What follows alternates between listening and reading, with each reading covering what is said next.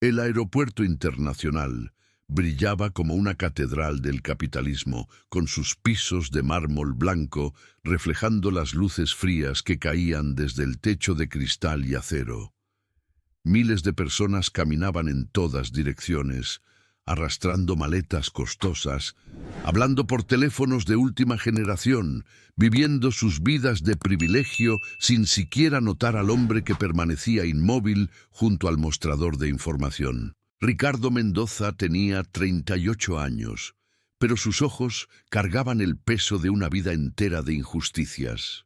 Su barba de varios días enmarcaba un rostro que alguna vez fue juvenil y lleno de esperanza, ahora marcado por el sufrimiento.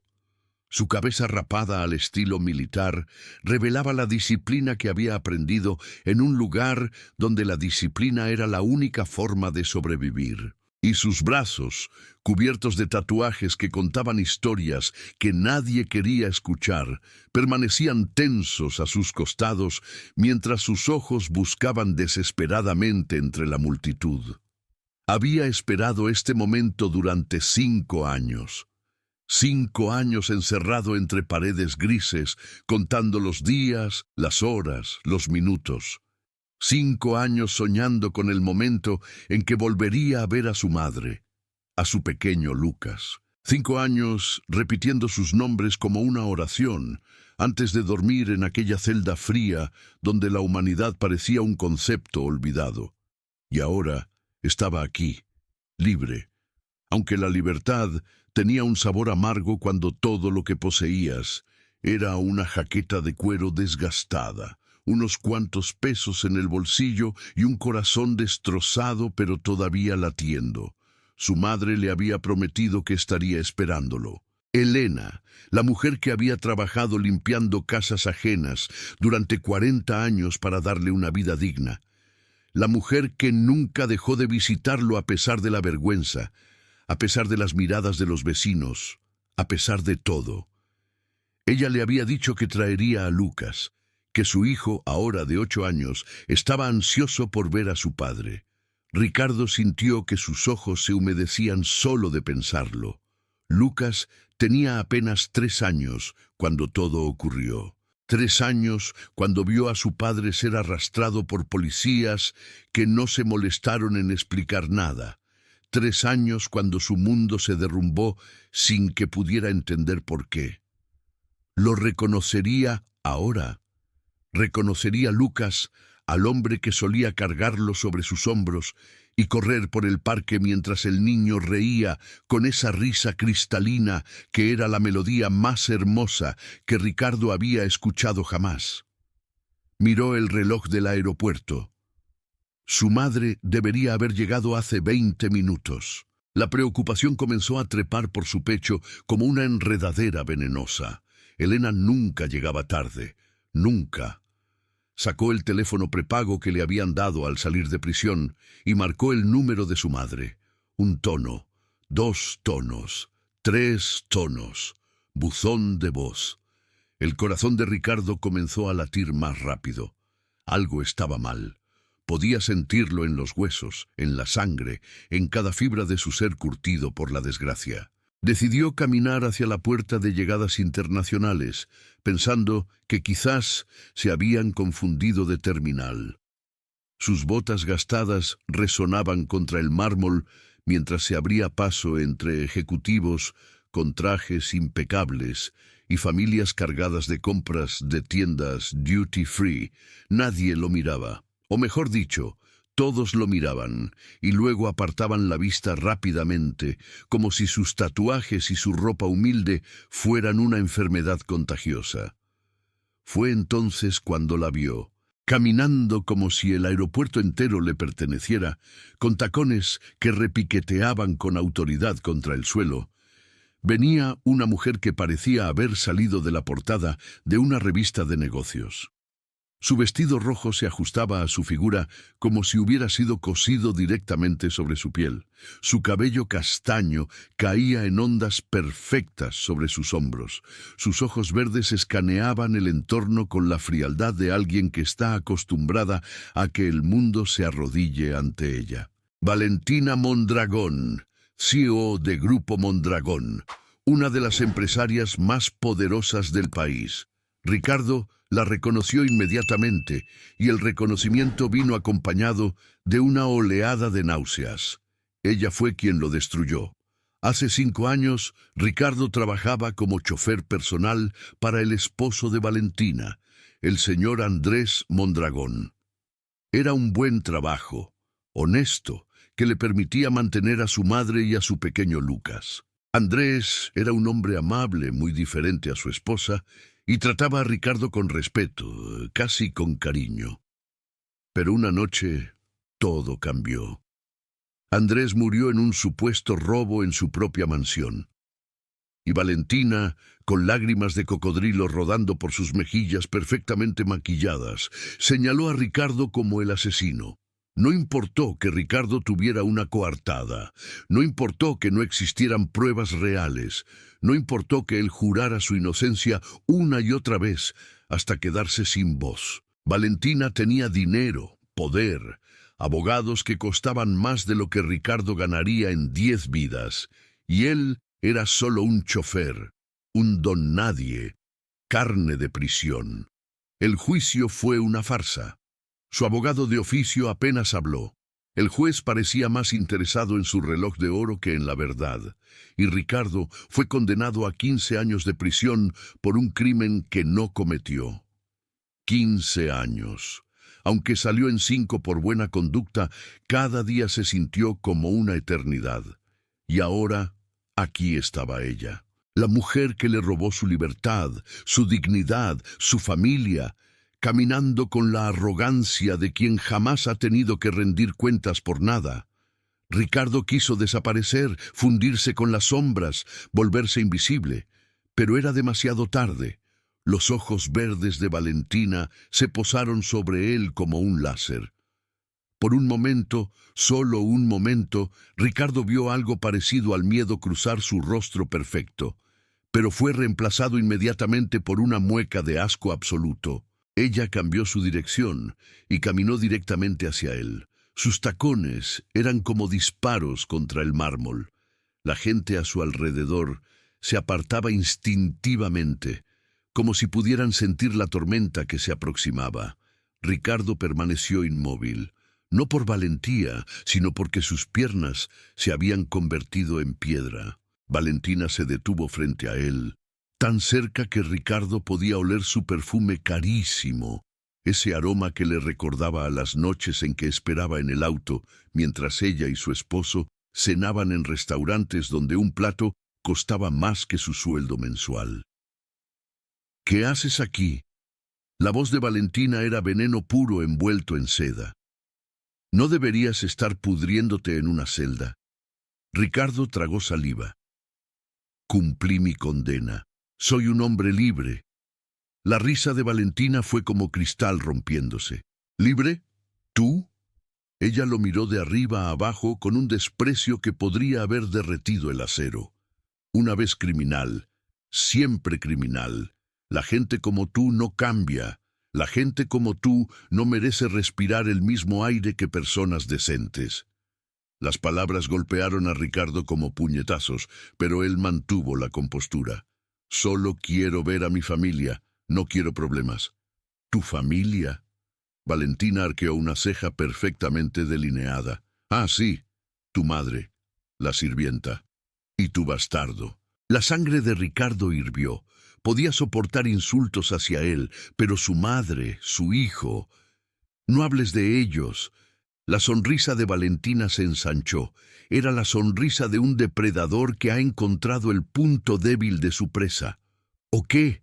¿Vas a matarme también? ¿Como mataste a mi esposo? Yo no maté a nadie. La voz de Ricardo tembló, no de miedo, sino de rabia contenida durante 5 años. Y tú lo sabes mejor que nadie. Por un instante, algo brilló en los ojos de Valentina, algo que parecía culpa, pero desapareció tan rápido como había llegado. Ella levantó la mano y chasqueó los dedos. 2 guardias de seguridad aparecieron como si hubieran estado esperando su llamado. Seguridad, este hombre me está acosando. Es un expresidiario peligroso. ¡Sáquenlo de aquí! Los guardias miraron a Ricardo con una mezcla de desprecio y sospecha. Uno de ellos, un hombre corpulento con cara de pocos amigos, lo tomó del brazo con fuerza innecesaria.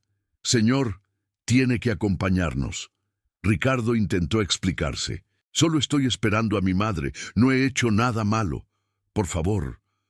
Valentina se acercó un paso más, y sus siguientes palabras fueron pronunciadas con una claridad venenosa que aseguró que todos los que pasaban pudieran escuchar. «Seguridad, sáquenlo a este criminal. Gente como él no debería estar en lugares como este. Apesta a prisión». Las personas alrededor comenzaron a detenerse. Teléfonos celulares se alzaron. Murmullos de disgusto se extendieron como un incendio.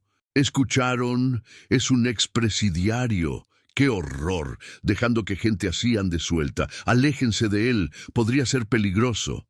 Ricardo sintió que el mundo se cerraba a su alrededor. La humillación era una criatura viva que lo devoraba desde adentro.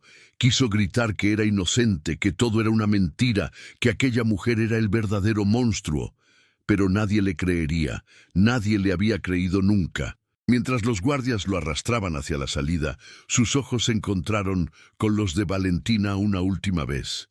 Y en ese momento, en medio de la humillación más profunda de su vida, Ricardo Mendoza hizo una promesa silenciosa.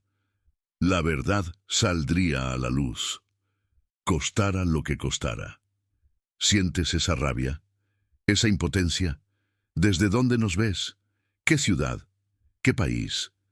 Déjalo en los comentarios. Si esto te tocó el corazón, dale like. Ese clic ayuda a sustentar a mi familia para seguir trayéndote historias reales. ¿No estás suscrito? Dale al botón rojo ahora, porque lo que viene después te va a dejar sin palabras. Los guardias lo arrojaron a la acera como si fuera basura. Ricardo cayó de rodillas sobre el concreto frío, sintiendo el impacto en cada hueso de su cuerpo. Las puertas automáticas del aeropuerto se cerraron detrás de él con un sonido que parecía el veredicto final de un juez. Afuera, el cielo estaba gris y amenazaba lluvia. Los taxis pasaban sin detenerse y las personas que salían del aeropuerto lo rodeaban como si fuera un obstáculo molesto en su camino. Nadie le ofreció una mano. Nadie le preguntó si estaba bien. Ricardo se levantó lentamente, sacudiéndose el polvo de los pantalones con la poca dignidad que le quedaba. Sus rodillas ardían, probablemente raspadas y sangrando bajo la tela del jean, pero el dolor físico era nada comparado con el hueco que sentía en el pecho. Sacó su teléfono nuevamente y marcó el número de su madre. Esta vez, alguien contestó. «¿Hola? ¿Mamá?» La voz al otro lado no era la de Elena. Era una voz masculina, grave, profesional. «¿Es usted familiar de Elena Mendoza?» El corazón de Ricardo se detuvo. «Soy su hijo. ¿Quién habla? ¿Dónde está mi madre?» «Señor, soy el doctor Ramírez del Hospital Central. Su madre sufrió un infarto hace aproximadamente 2 horas. Está en terapia intensiva. Su condición es crítica. El mundo dejó de existir». Ricardo sintió que caía en un abismo sin fondo, un vacío donde no había luz, ni sonido, ni esperanza. Solo oscuridad absoluta. «¿Y mi hijo?», logró preguntar con un hilo de voz. «Lucas. Mi hijo estaba con ella.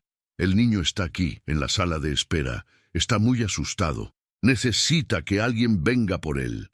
Ricardo colgó sin despedirse y comenzó a correr. No tenía dinero para un taxi, no tenía a nadie que lo ayudara, solo tenía sus piernas y la desesperación que lo impulsaba hacia adelante. Corrió durante 40 minutos bajo una lluvia que comenzó a caer como lágrimas del cielo. Sus pulmones ardían, sus músculos gritaban, pero no se detuvo, no podía detenerse. Su madre se estaba muriendo y su hijo estaba solo y asustado en un hospital. Cuando finalmente llegó al hospital central, estaba empapado de pies a cabeza, temblando de frío y agotamiento. Su aspecto era el de un vagabundo, y las enfermeras en la recepción lo miraron con una mezcla de alarma y disgusto. Mi madre, Elena Mendoza, terapia intensiva, y mi hijo Lucas. ¿Dónde están? La recepcionista, una mujer de mediana edad con lentes de marco grueso, lo evaluó con desconfianza. ¿Tiene identificación? Ricardo buscó en sus bolsillos y sacó su documento de identidad. El documento que lo marcaba, el documento que tenía estampada su condena, su pasado, su estigma eterno. La mujer miró el documento, luego a Ricardo, luego al documento otra vez. Su expresión cambió de desconfianza a desprecio abierto. «Espere aquí. Voy a llamar a seguridad». «No».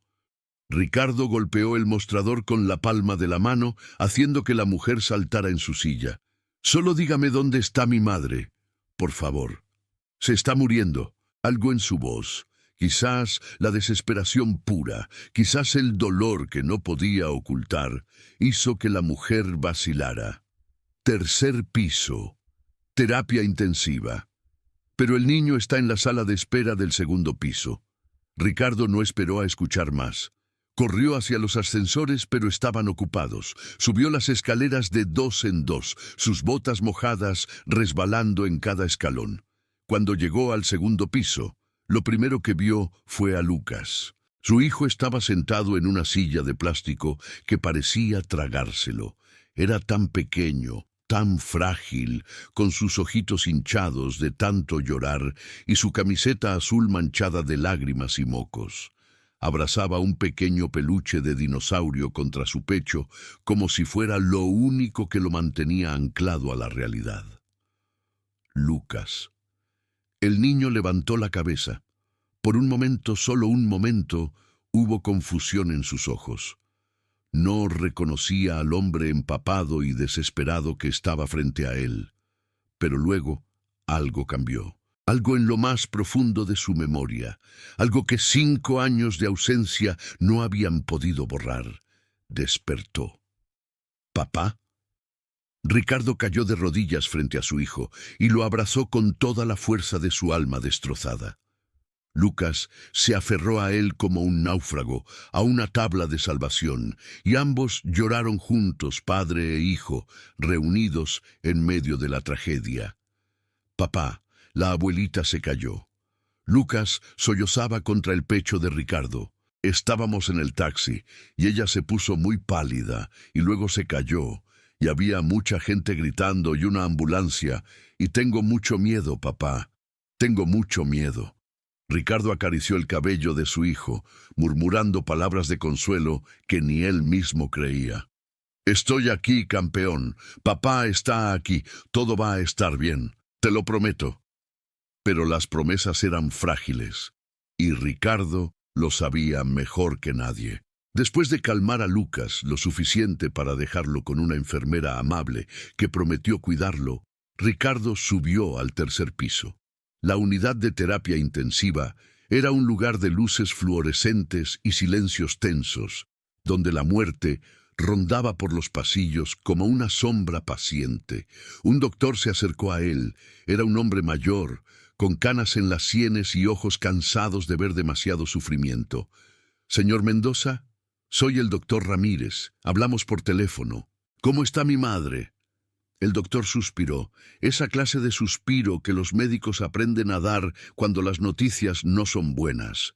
«El infarto fue severo, logramos estabilizarla, pero su corazón está muy débil. Necesita una cirugía urgente, un bypass cuádruple». Ricardo sintió un rayo de esperanza. «Entonces, háganla, opérenla, sálvenla». El doctor bajó la mirada. «La cirugía cuesta aproximadamente 500,000 pesos. Y su madre no tiene seguro médico. Sin el pago por adelantado, no podemos programar la operación. 500,000 pesos. Podría haber dicho 500 millones. El resultado era el mismo. Ricardo no tenía nada, absolutamente nada. Tiene que haber otra manera». Ricardo sentía que se ahogaba. «Planes de pago, caridad, algo. Por favor, es mi madre. Lo siento mucho». El doctor puso una mano sobre el hombro de Ricardo. Tiene 72 horas. Si no conseguimos realizar la cirugía antes de eso, su corazón no resistirá. 72 horas para conseguir 500,000 pesos. 72 horas para salvar a la única persona que nunca lo había abandonado. Ricardo entró a la habitación de su madre. Elena estaba conectada a máquinas que pitaban y zumbaban, tubos saliendo de su cuerpo frágil como raíces de un árbol moribundo. Su piel estaba gris, sus labios azulados, su respiración era apenas un susurro. Se sentó junto a ella y tomó su mano. Estaba fría, tan fría. Mamá, soy yo, Ricardo, estoy aquí. Los ojos de Elena se abrieron lentamente. Tardaron un momento en enfocarse, pero cuando lo hicieron, una sonrisa débil apareció en sus labios agrietados. Mi niño. Su voz era apenas audible. Viniste. Sabía que vendrías. Claro que vine, mamá. Siempre voy a venir. Elena apretó su mano con la poca fuerza que le quedaba. Cuida a Lucas. Prométemelo. Pase lo que pase. Cuida a mi nieto. No hables así. Ricardo sentía las lágrimas correr por su rostro. Te vas a poner bien. Te van a operar y vas a salir de aquí y vamos a estar juntos, los tres, como siempre debió ser. Pero Elena negó con la cabeza lentamente. Hay algo que debes saber, algo que descubrí mientras estabas encerrado. Sobre esa mujer, sobre Valentina. Ricardo se inclinó más cerca. ¿Qué descubriste, mamá? Ella... Elena tosió, un sonido húmedo y terrible. Ella lo hizo. Ella mató a su esposo. Yo la vi. Esa noche yo estaba limpiando en la mansión de al lado. Vi todo por la ventana. Vi cómo ella lo empujó por las escaleras. Y luego llamó a la policía y te culpó a ti. El mundo se detuvo. Ricardo sintió que su corazón dejaba de latir por un segundo eterno. ¿Por qué nunca dijiste nada? Las lágrimas corrían por las mejillas hundidas de Elena. Ella me amenazó. Dijo que si hablaba te mataría en prisión, que haría que pareciera un accidente. Tenía tanto miedo, hijo, tanto miedo de perderte para siempre. Ricardo no sabía si reír o llorar. Su madre había cargado ese secreto durante 5 años. Había vivido con esa culpa, con ese terror, para protegerlo. Voy a hacer que pague, mamá. Ricardo besó la mano de su madre. Te lo juro. Voy a limpiar mi nombre y voy a hacer que esa mujer pague por todo lo que nos hizo. Elena cerró los ojos agotada. Hay más. En mi casa, debajo de la cama, hay una caja. Guardé cosas, evidencia, fotos, grabaciones, todo lo que pude conseguir sin que ella lo supiera. Úsalo, mi niño. Úsalo y destrúyela. Los monitores comenzaron a pitar con más urgencia. Enfermeras entraron corriendo a la habitación. Señor, tiene que salir.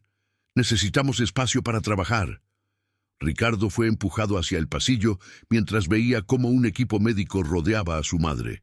El pitido de las máquinas se convirtió en un sonido continuo y aterrador. Y en ese momento, mientras miraba a través del vidrio cómo los doctores luchaban por mantener viva a su madre, Ricardo Mendoza tomó una decisión. Ya no iba a ser la víctima. Ya no iba a dejar que el mundo lo pisoteara. Tenía 72 horas para conseguir el dinero, encontrar la evidencia y destruir a Valentina Mondragón. Y estaba dispuesto a hacer lo que fuera necesario. ¿Sientes esa rabia, esa impotencia? ¿Desde dónde nos ves? ¿Qué ciudad? ¿Qué país? Déjalo en los comentarios. Si esto te tocó el corazón, dale like. Ese clic ayuda a sustentar a mi familia para seguir trayéndote historias reales. ¿No estás suscrito? Dale al botón rojo ahora. Porque lo que viene después te va a dejar sin palabras. Ricardo corrió por las calles de la ciudad como un hombre poseído. La lluvia había cesado, pero el frío de la noche se colaba hasta sus huesos. No le importaba, nada le importaba, excepto llegar a la casa de su madre y encontrar esa caja. El apartamento de Elena estaba en un barrio humilde, en el quinto piso de un edificio sin ascensor. Ricardo subió las escaleras saltando escalones, su corazón latiendo tan fuerte que podía escucharlo en sus oídos. La llave de repuesto seguía en el mismo lugar de siempre, debajo de la maceta con la planta de sábila que su madre cuidaba desde que él era niño. Entró al apartamento y encendió la luz. Todo estaba exactamente como lo recordaba. Los muebles viejos pero limpios, las fotos familiares en las paredes, el olor a comida casera que impregnaba cada rincón. Era como entrar en una cápsula del tiempo, un lugar donde los últimos 5 años no habían existido. Se dirigió al dormitorio de su madre y se arrodilló junto a la cama. Sus manos temblaban mientras buscaba debajo del colchón, entre las tablas de madera del somier, y entonces la encontró. Una caja de zapatos vieja, envuelta en una bolsa de plástico para protegerla del polvo y la humedad. Ricardo la sacó con cuidado reverencial, como si contuviera los secretos del universo. Y en cierto modo así era. Se sentó en la cama de su madre y abrió la caja. Lo primero que encontró fueron fotografías. Docenas de fotografías tomadas desde lejos, con zoom, claramente sin que los sujetos lo supieran. Valentina entrando a hoteles con hombres que no eran su esposo. Valentina recibiendo sobres gruesos de personas con aspecto de criminales. Valentina gritándole a Andrés en el jardín de la mansión, su rostro deformado por la rabia. Pero eso no era lo más importante. Debajo de las fotografías había un pequeño dispositivo de grabación. Uno de esos aparatos antiguos que se usaban antes de que los teléfonos inteligentes lo hicieran todo. Ricardo presionó el botón de reproducción con el corazón en la garganta. La voz de Valentina llenó la habitación, clara como el cristal. Escúchame bien, Elena, sé que viste algo esa noche. Sé que estabas limpiando en la casa de los Herrera. Así que te lo voy a decir una sola vez. Si abres la boca, si le dices a alguien lo que viste, haré que maten a tu hijo en prisión. Tengo contactos, tengo poder. Puedo hacer que parezca una pelea entre presos. Nadie investigará, nadie le importará. Así que mantén la boca cerrada y olvida lo que viste. ¿Entendido? Luego se escuchaba la voz de su madre, temblorosa y aterrorizada. Sí, señora, no diré nada, se lo juro. Bien, porque si hablas no solo morirá Ricardo, también morirá tu nieto, ese bastardito que tanto quieres. Lo haré lentamente y te enviaré las fotos. La grabación terminó. Ricardo se quedó inmóvil con el aparato en la mano, sintiendo cómo la rabia se transformaba en algo más peligroso, algo frío y calculado. Su madre había vivido con esas amenazas durante 5 años. Había cargado ese peso sola, sin poder hablar con nadie, aterrorizada de que su silencio se rompiera y sus seres queridos pagaran el precio. Y Valentina había seguido con su vida como si nada, dando entrevistas en televisión, apareciendo en revistas de negocios, siendo celebrada como una empresaria exitosa, una viuda valiente, una mujer admirable. Ricardo siguió revisando la caja. Encontró recortes de periódicos sobre la muerte de Andrés Mondragón. Encontró notas escritas a mano por su madre, documentando fechas, lugares, conversaciones escuchadas. Y encontró algo más. Un sobre manila con un sello que decía «Confidencial». Dentro había documentos legales, testamentos, contratos y una carta escrita por el propio Andrés Mondragón, fechada el día antes de su muerte. Ricardo leyó la carta con los ojos muy abiertos. Si estás leyendo esto, probablemente estoy muerto. Y probablemente fue Valentina quien me mató. Mi esposa lleva años robando dinero de la empresa, millones de pesos desviados a cuentas en el extranjero. Cuando la confronté, vi algo en sus ojos que me heló la sangre. Supe en ese momento que era capaz de cualquier cosa. Estoy escribiendo esto como seguro. Se lo entregaré a mi abogado mañana. Si algo me pasa antes de eso, esta carta es mi testimonio. Valentina Mondragón es una asesina y una ladrona. No dejen que se salga con la suya. La carta nunca llegó al abogado. Andrés murió esa misma noche, y Ricardo pagó por un crimen que nunca cometió. Pero ahora tenía la verdad en sus manos, tenía las pruebas que necesitaba para destruir a Valentina. El problema era el tiempo. Su madre tenía 72 horas, menos ahora. Y aunque expusiera a Valentina, eso no le daría el dinero para la cirugía. Entonces recordó algo que había leído en uno de los documentos. Una póliza de seguro de vida. Andrés Mondragón había dejado una póliza de seguro de vida por 5 millones de pesos. Y el beneficiario original no era Valentina, era su chofer, Ricardo Mendoza. Andrés, en su bondad, había pensado en el hombre que lo servía fielmente. Había querido asegurar el futuro de Ricardo y su familia. Pero cuando Ricardo fue a prisión, acusado de asesinar a Andrés, la póliza fue invalidada. Un asesino no puede cobrar el seguro de su víctima, pero si Ricardo probaba su inocencia, la póliza volvería a ser válida. 5 millones de pesos, más que suficiente para la cirugía de su madre y para darle a Lucas la vida que merecía. Todo dependía de exponer a Valentina, y tenía que hacerlo rápido.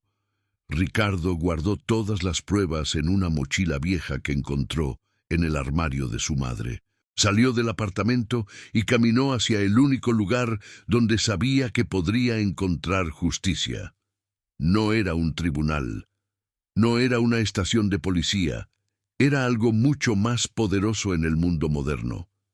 La estación de televisión más grande de la ciudad. Llegó a las puertas del edificio justo cuando amanecía. Los guardias lo miraron con sospecha, pero Ricardo no se dejó intimidar. Pidió hablar con el productor del noticiero matutino. Le dijeron que no. Insistió. Le dijeron que llamarían a la policía. Entonces Ricardo hizo algo desesperado.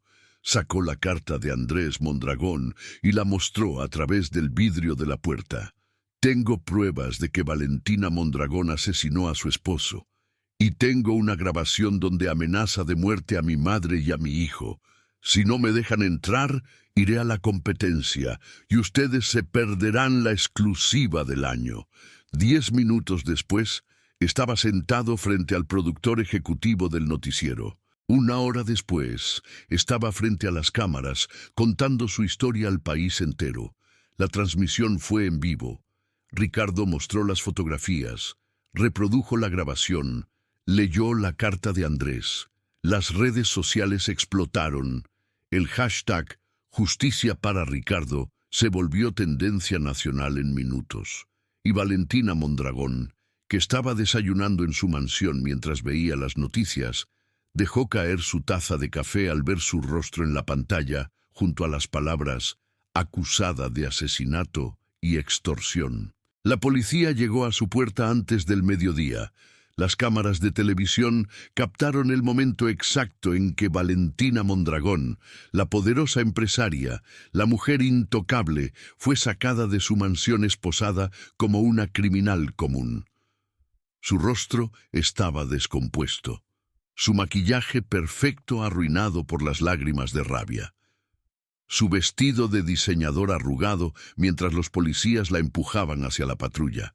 Y ahí, entre la multitud de periodistas y curiosos, estaba Ricardo, con Lucas en brazos, mirando cómo la mujer que había destruido su vida finalmente enfrentaba las consecuencias de sus actos. Valentina lo vio. Sus ojos se encontraron por un momento eterno, y Ricardo vio algo que nunca había visto en esos ojos verdes. Miedo, miedo puro y absoluto. Esto no termina aquí, siseó Valentina mientras la metían en la patrulla.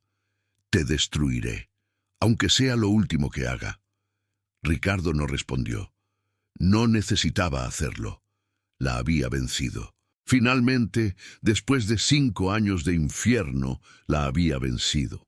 La póliza de seguro fue reactivada esa misma tarde, cuando un juez revisó las pruebas y declaró que había fundamentos sólidos para reabrir el caso.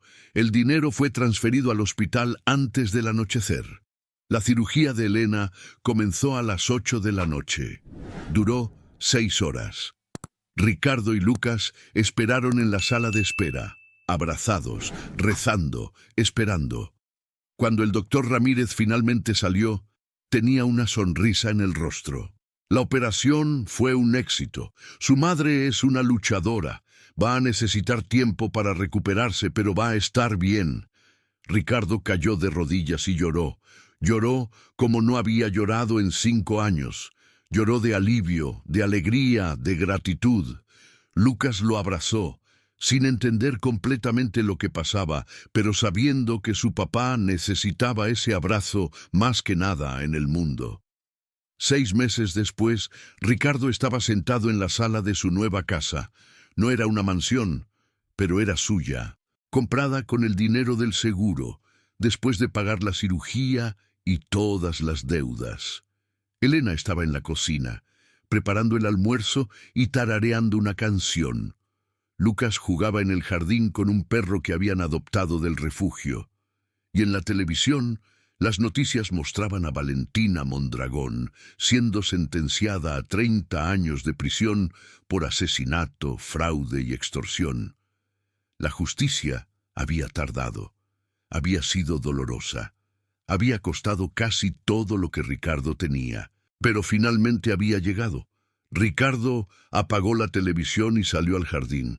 Lucas corrió hacia él y saltó a sus brazos.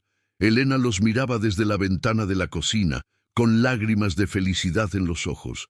Y Ricardo Mendoza, el expresidiario que el mundo había descartado, el hombre que había sido humillado y pisoteado, finalmente sonrió.